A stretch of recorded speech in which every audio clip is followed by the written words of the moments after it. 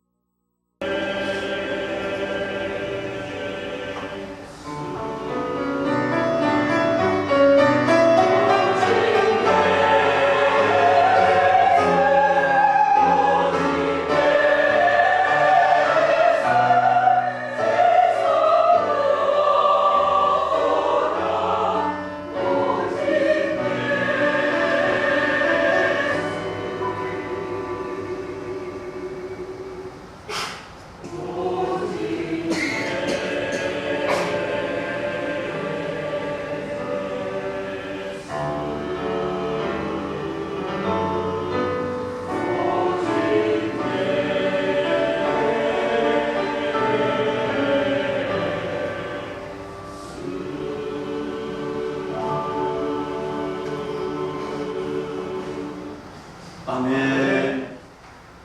진실된 참 사랑이란 무엇이냐라고 하는 물음에 톨스토이는 물에 빠진 아들을 건지기 위해 헤엄칠 줄 모르는 자기를 잊어버리고 뛰어든 아버지의 믿음이다 라고 말을 했다고 합니다. 당신의 죽음을 불사한 아버지의 자식을 향한 그 사랑하심, 이것이 오늘 우리를 향하신 예수님의 사랑이 아닐까 하는 생각을 합니다. 유명한 신학자 토마스 아 캠퍼스는 우리를 향하신 비참한 짝사랑이라고 예수님 우리를 향하신 사랑을 그렇게 표현하셨습니다. 맞는 말이라고 생각을 합니다. 러시아에 있는 어느 주일학교에서 선생님이 아이들에게 이제 말씀을 가르치면서 이런 얘기를 합니다. 아주 참 평화로운 가정에 소풍을 가는데 마차를 타고 소풍을 갑니다. 마부가 앞에서 이제 그 마차를 끌고 말 4마리가 앞서서 끌고 달려가는데 얼마나 유쾌하고 즐거운 소풍인지 노래를 부르면서 한참 가는데 뒤를 보니까 늑대들이 쫓아오는 거예요. 마부가 속력을 내서 달려보지만 그 쏜살같이 달려오는 늑대들을 피할 수가 없습니다. 그래서 마부가 2마리의 말을 먹이로 이제 뒤로 던져주고 달립니다. 그러는데도 순간에 먹어치운 늑대들이 계속해서 쫓아오는데 이제는 뭐 거의 마치에 가까이 옵니다. 마지막에 아버지한테 이제 그 마부가 고삐를 맡기고 자기가 홀로 남아서 달려오는 그 늑대들을 향하여 버티고 섭니다. 죽을 때까지 싸우고, 그리고 내가 이제 여기서 죽겠다는 그런 마음이죠. 동네까지 달려온 이 가족이 동네에 있는 사람들을 모아서 총을 가지고 이제는 그곳으로 살아있기를 바라면서, 마부 아저씨가 살아있기를 바라면서 달려가 봤지만 이미 그 마부는 늑대들의 밥이 되고 뼈 몇 조각만 남겨놓고 피 흘려서 죽어 있습니다. 이것을 설명하면서 이 주일학교 선생님이 아이들에게 얘기합니다. 예수님 우리를 위해서 돌아가신 죽음도 이와 같은 것이잖아요. 그랬더니 어린 꼬마 하나가 손을 들면서, 선생님, 아닙니다. 틀렸습니다. 그 마부 아저씨의 죽음은 사랑하는 주인과 가족들을 위한 죽음이었지만 예수님의 죽음은 원수를 위한 죽음이었습니다. 이렇게 얘기를 하는 거예요.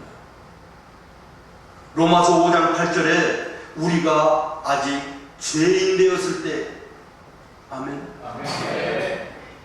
우리가 하나님을 찾는 것도 아니고 하나님을 사랑하는 것도 아니고 하나님을 부인하고 거부하고 하나님을 멸시하는 그 가운데서 죄인 되었을 때 예수님께서 우리를 위하여 죽으시고 하나님께서 우리에게 대한 자기의 사랑을 확증하셨느니라. 왜 하나님은 우리를 그토록 짝사랑하시면서 찾아오셔서 구걸하듯 사랑을 하셨을까? 여러분, 그 이유는 간단합니다. 하나님은 사랑이시기 때문입니다. 요한일서 4장 16절에 하나님은 사랑이시라. 사도 요한은 요한복음에서 하나님은 사랑이심을 집중적으로 강조하시면서 하나님은 사랑의 그 자체이시며 그 사랑은 조건 없는 아카페적인 사랑이라고 말씀하고 있습니다. 우리에게 사랑받을 만한, 하나님이 우리에게 사랑할 만한 무언가의 조건이 있어서가 아니라 당신의 사랑 때문에, 사랑하지 않고는 못 견디는 하나님의 속성 때문에 우리를 사랑하셨다는 것입니다. 오늘 우리는 하나님의 그 사랑하심에 주 앞에 나올 수 있었음에 감사하고 그 감사로 보답하는 아름다운 예배가 오늘 나와 여러분이 드리는 이 거룩한 예배가 될 수 있기를 바랍니다. 사랑하는 여러분, 우리를 향하신 하나님의 사랑은 어떤 사랑입니까? 한마디로 말하면 피 흘리신 사랑입니다. 아멘. 다시 말하면 당신의 생명을 죽여 우리의 생명을 주신 그 사랑. 오늘 우리는 이 사랑 앞에 감사하지 못하고 감격 없는 이런 신앙을 얼마나 가지고 있는지 모르겠습니다. 오늘 이 성찬의 앞에 정말 다시 한번 우리의 마음속에 구원의 은혜를 다시 한번 새롭게 하고 구원의 감격을 회복하는 은혜가 있기를 예수님의 이름으로 축원합니다. 예수님이 놀라운 사랑을 성찬으로 세우시고 예수님이 다시 이 땅에 오시는 그날까지 이것으로 기념할 것을 명령하셨습니다. 오늘 우리는 이 10월의 성찬 앞에서 경건하고 겸허한 마음으로 나의 죄를 위하여 피 흘리신 주님을 기억해야 될 것입니다. 성찬의 의미를 다시 한번 확인하고 내가 달려온 지난날의 삶을 뒤돌아보며 그리고 내가 또한 앞으로 달려가야 되는 앞으로의 삶을 바라보면서 내 구원에 대한 문제를 다시 한번 묵상하는 은혜로운 시간이 되어지기를 바랍니다. 성찬을 통하여 말씀하시는 하나님의 음성에 귀를 열어서 주의 음성을 듣는 여러분 되기를 바랍니다. 사랑하는 여러분, 성찬은 우리에게 있어서 생명의 은혜입니다. 오늘 본문 53절부터 55절 말씀에 보면 예수께서 이르시되 내가 진실로 진실로 너희에게 이르노니 인자의 살을 먹지 아니하고 인자의 피를 마시지 아니하면 너희 속에 생명이 없느냐. 내 살을 먹고 내 피를 마시는 자는 무엇을 가졌고 영생을 가졌고 마지막 날에 내가 그를 다시 살리리니 내 살은 참된 양식이요 내 피는 참된 음료다. 그렇습니다. 성찬은 생명의 은혜입니다. 이 시간 우리에게 주어지는 이 떡과 잔이 단순히 떡과 잔이 아닙니다. 떡은 나의 죄를 씻어주시기 위하여 십자가에서 죽이신 예수님의 살이며, 잔은 나의 죄를 씻어주시기 위하여 흘리신 바 보혈임을 기억해야 될 것입니다. 예수님은 제자들에게 떡과 잔을 친히 나누어 주시면서 마태복음 26장 26절 이하에 이렇게 말씀하십니다. 받아서 먹으라. 이것은 내 몸이라. 이것은 내 죄사함을 얻게 하려고 많은 사람들을 위하여 흘리는 바 나의 피 곧 언약의 피니라. 그렇습니다. 사랑하는 성도 여러분, 나를 위하여 흘리신 예수님의 보혈을 다시 한번 우리의 마음속에 수혈되어지기를 원하는 기도하는 심령으로 이 예식에 참여해야 될 것입니다. 성경이 말씀하시는 대로 죄의 싹은 사망입니다. 그리고 모든 사람은 죄인입니다. 로마서에 보면 의인은 없나니 하나도 없다고 말씀하셨습니다. 세상 사람들은 드러나고 발각된 것만이 죄라고 얘기합니다. 그러나 성경의 예수님은 말씀하십니다. 너의 마음에 품은 것도 죄요 너의 머리에 생각하는 것도 죄라고 말씀하십니다.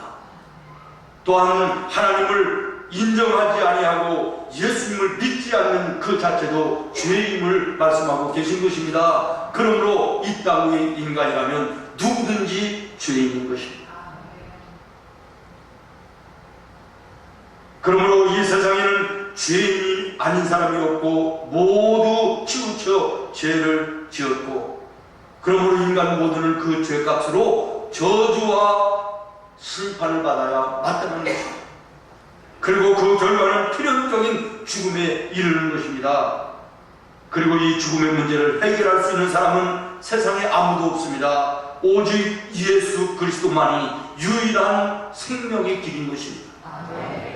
예수님께서 십자가를 지시고 피를 흘리시고 살을 찢어 죽어주심으로 그 이유를 통하여 우리는 구원을 받는 유일한 죄사함 속에 하나님의 자녀가 되는 놀라운 은혜를 입게 된 것입니다. 그가 찔림은 우리의 허물 때문이요 그가 상함은 우리의 죄악 때문이라. 그가 징계를 받음으로 우리가 평화를 누리고 그가 채찍에 맞음으로 우리가 나음을 입었도다. 이사야는 이사야서 52장 5절에 이렇게 고백하고 있습니다. 그가 찔림은 우리의 허물을 인하며 그가 상함은 우리의 죄악을 인하니라. 그가 징계를 받음으로 우리가 평화를 누리고 그가 채찍에 맞음으로 우리가 나음을 입었도다.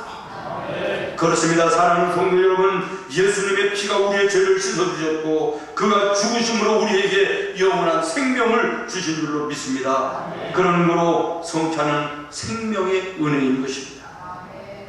오늘 이 생명의 은혜의 잔치에 우리가 참여할 때 우리가 영원한 생명을 다시 한번 확인하는 은혜가 우리의 마음속에 넘치게 되는 줄로 믿습니다.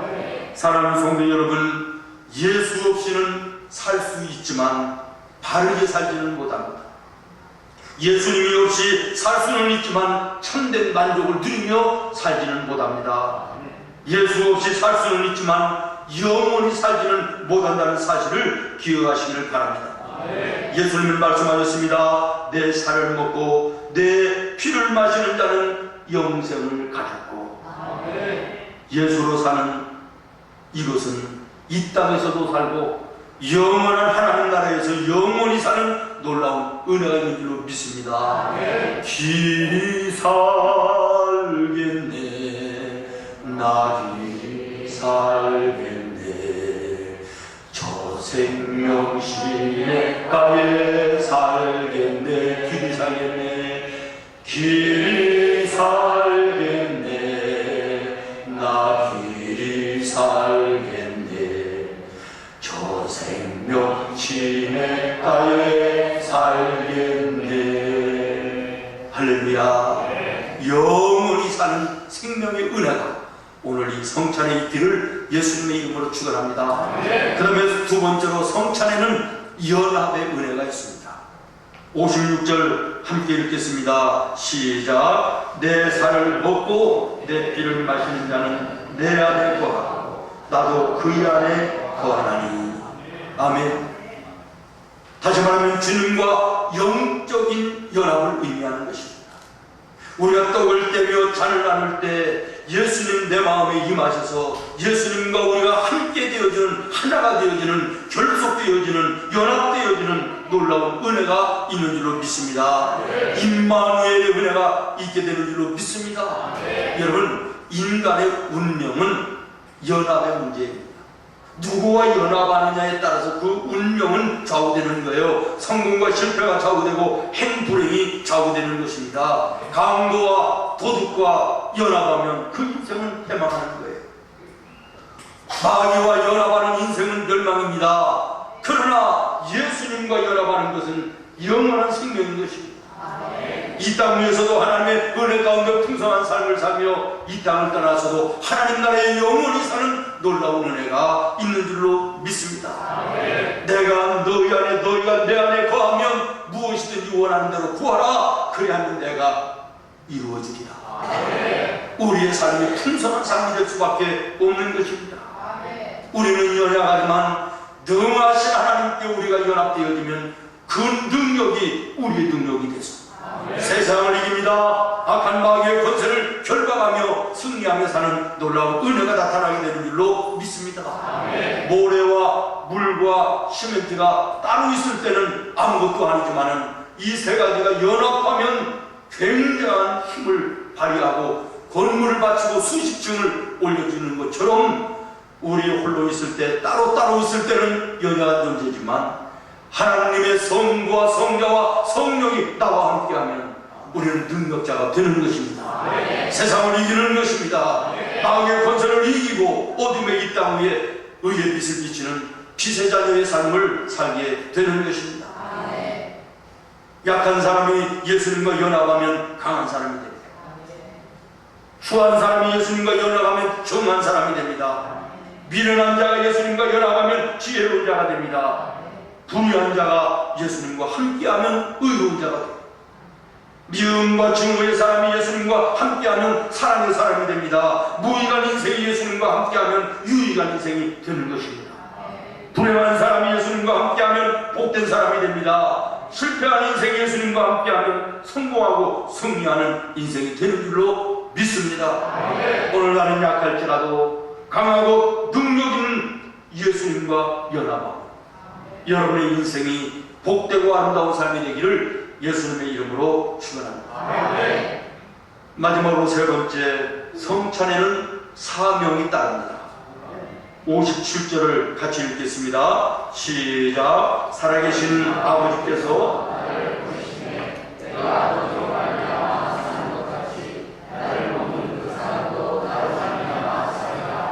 아멘. 예수님은 하나님의 보내심을 받아 이 땅에 오셨고 당신의 삶을 사신 것이 아니라 하나님이 보내주신 뜻을 쫓아 이 땅을 살으셨습니다. 다른 말로 얘기하면 예수님 마음대로 살지 아니하시고 보내신 하나님의 뜻에 순종하는 삶을 살으셨다. 원치는 않았지만 당신의 생명을 십자가에 찢기고 피를 흘리는 여기까지 들어가시는 예수님의 순종의 모습, 오늘 우리는 이 성찬 앞에 다시 한번 생각하며 예수로 인하여 구원받은 하나님의 자녀들이 내가 자녀임에 틀림이 없다면 오늘 나와 여러분도 내 생각대로 내가 원하는 대로 내가 바라는 대로 살아서는 안 될 줄로 믿습니다. 예수님이 살으셨던 것처럼, 예수님이 명령하셨던 것처럼 예수님의 뜻을 따라 사는 하나님의 자녀들이 되어야 될 줄로 믿습니다. 나를 먹는 그 사람도 나로 인하여 살리라. 예수님은 이 땅에 섬기기 위해서 오셨습니다. 섬기는 자의 삶을 살아야 됩니다. 예수님은 죄인도 사랑하시기 위해 이 땅에 오셨습니다. 용서하며 이해하며 관용하며 사랑하며 사는 나와 여러분의 생활이 되어야 될 것입니다. 예수님은 당신의 몸을 희생하여 우리의 생명을 살리기 위해서 이 땅에 오셨고 그렇게 사셨습니다.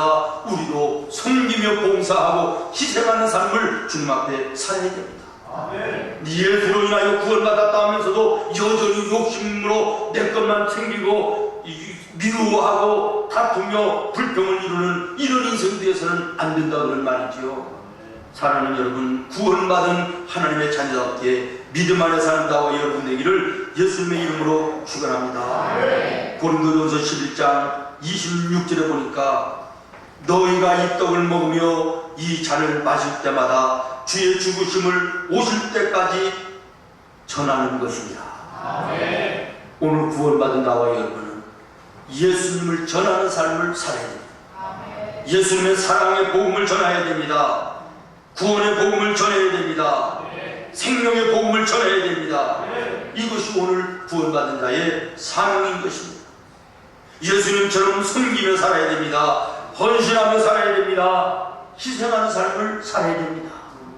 구원받았음에도 여전히 버릴 것을 버리지 못하고 놓아야 될 것을 놓지 못하고 내려놓아야 될 것을 내려놓지 못하는 여기에서 인간의 냄새나는, 세상의 냄새나는 그 모습 그대로 가지고 살 때가 얼마나 많이 있습니까? 예수님은 당신의 몸을 바쳐 우리를 살리셨습니다. 우리는 그 은혜로 살아난 사람들입니다. 생명을 얻은 자들입니다. 또한 우리도 그 예수님의 생명을 전할 뿐만 아니라 예수님의 삶을 나눔으로 실천하는 나와 여러분의 삶이 되기를 예수님의 이름으로 축원합니다. 우리 집사님 기도하시면서 풍성한 열매 맺는 가을, 우리가 믿음의 열매를 주님 앞에 맺어드려야 된다고 기도했는데요. 여러분의 지난 1년 주님 앞에 내어놓을 열매가 얼마나 있습니까? 얼마 전에 제가 금이 가는 항아리라고 하는 우화를 여러분들에게 말씀드린 기억이 있습니다. 어느 사람이 물지개를 이렇게 지고 물을 들어 샘에 왔다 갔다 하는데 이 팔레스타인 지방에는 샘이 굉장히 드물잖아요. 귀하고 먼 거리예요.